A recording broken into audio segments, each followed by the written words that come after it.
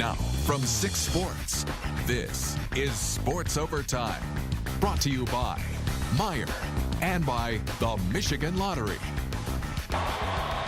The 2013 Big Ten football champions, Michigan State Spartans.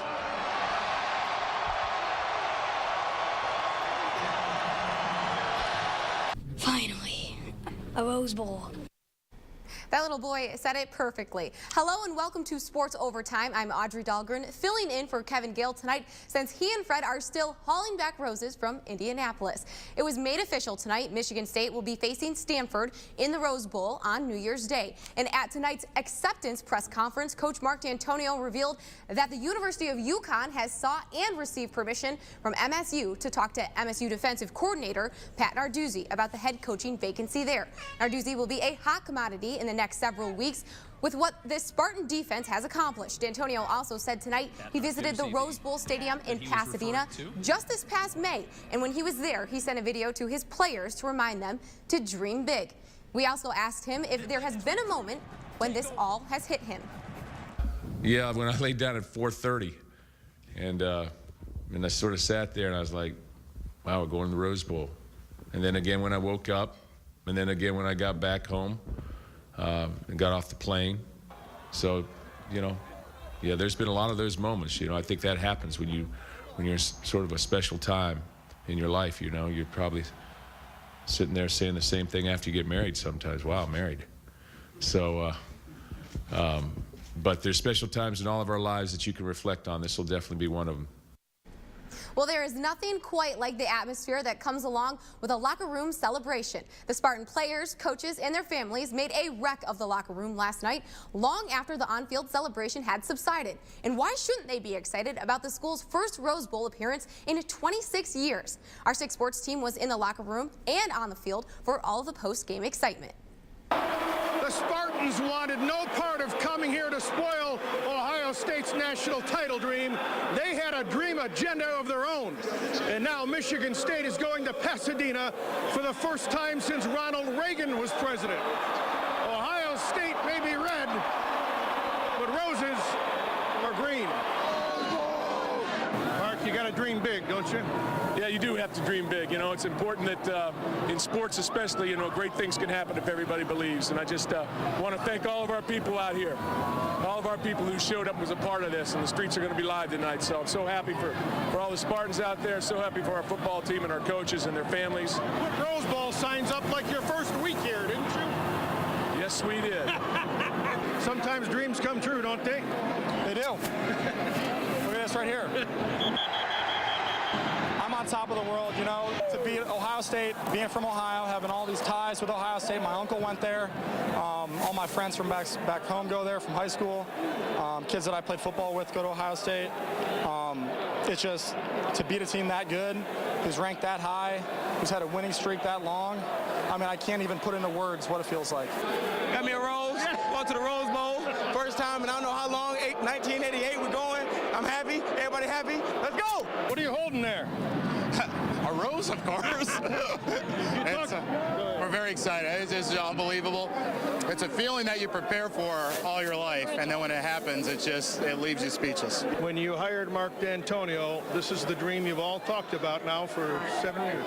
We did. You'll recall that some people wondered whether we could get it right this time, and I think we did. And when Mark Hollis and President Simon hired Mark Dantonio, this was the dream they had all along. Sometimes dreams do come true. When you're in an environment like this, in a scenario like this, you can't get enough on-field reaction. No, you can't. Kevin Gale was down here with me, and you happened to talk to the guy who probably made the biggest play of the game. And he had a lot to prove against Ohio State because Danico Salen, now a senior on this Spartan team, he's an Ohio native. Didn't get the time of day from Ohio State when he was being recruited and ended up going to Michigan State. Well, now Ohio State won't forget Danico Salen because he made the game-saving tackle. Definitely the biggest play of my life, but it's great, to know you were a part of such a great win, you made such a critical play, it's great. Whenever they talk about the last Michigan State Rose Bowl team, they're going to talk about us, and it's in your class, and that's legendary to me because we've been talking about the last Rose Bowl team forever, since I came here, we've been talking about the last Rose Bowl team, so you know, we set the standards for this program now. You know, it's only higher now. We can only go higher. You know, I'm glad I got the teammates I do. I'm glad I came to Michigan State, and I'm glad Ohio State didn't offer me. To be in this city, you know, in my city, and win this game, you know, I feel great. You know, I got a lot of family up there, you know, a lot of people that was watching, and, you know, it feels great, man, because last time we was here, it wasn't a good story. We finished this year, man. We did what we wanted to do. The dream is real. All the talk about the Roses, you've got one in your hand. How does it feel? It's amazing. I mean, words can't describe. I'm so blessed and thankful to be here with these teammates, with my brothers, and, you know, putting up such a fight that we did, and, you know, give credit to Ohio State and their offensive line. That's a great group of guys right there, and, you know, I can't even describe it. Can't even describe it. Well, we could talk all night about this one, and there's enough. And we tried to. And there's enough sound to do that. But let's just say we're all going to Pasadena. You ever been to California? I am from San Francisco. Right. I can show you how to get there. Let's leave tomorrow, eh? Yeah, might as well. The weather's better. The Spartans are flying high. It's Rose Bowl again for the first time since 1988. Yes, indeed. Ronald Reagan was president then. Remember that? And most of these players weren't even born the last time Michigan State. None of them were born the last time. Neither were you. No, I was born. Oh, were you? 87. That's the story from here in Indianapolis. For Kevin Gale, I'm Fred Human, 6 Sports. Thanks, guys. Well, the celebration from Indianapolis continued into the wee hours of the morning.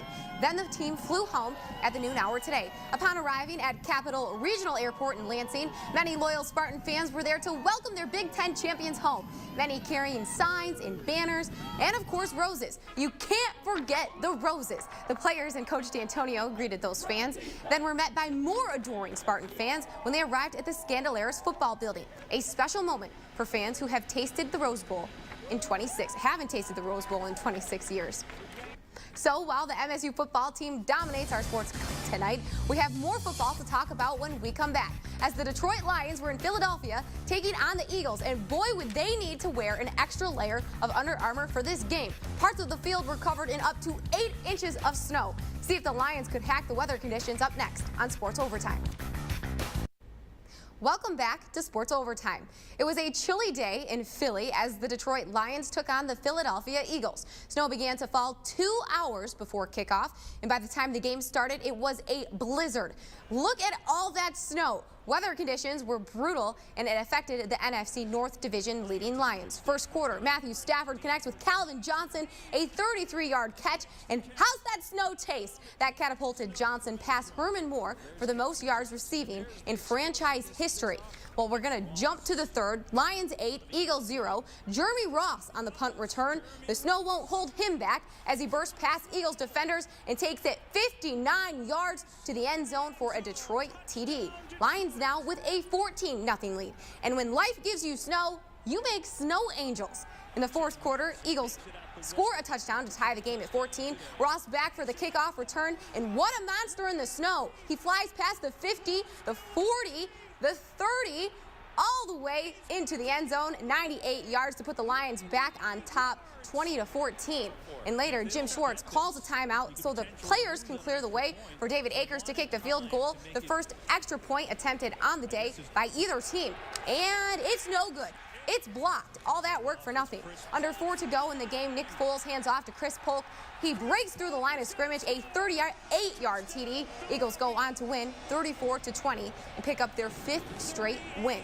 Well, switching gears to Michigan State volleyball, who faced 17th-ranked Kentucky in the second round of the NCAA tournament today. The Spartans swept Ohio University Saturday and beat Kentucky 3-1 this afternoon to advance to the Sweet 16 next weekend, which will be back at Memorial Coliseum. Well, that will do it for Sports Overtime tonight. Thanks for joining us and staying up late with us. Also wanted to let you know that with that win over the Wildcats, Michigan State, it gives the Big Ten 7 teams left in the NCAA tournament. And that's it for now. Thanks for joining us. Remember, we're always on and always free at WLNS.com. Have a nice night.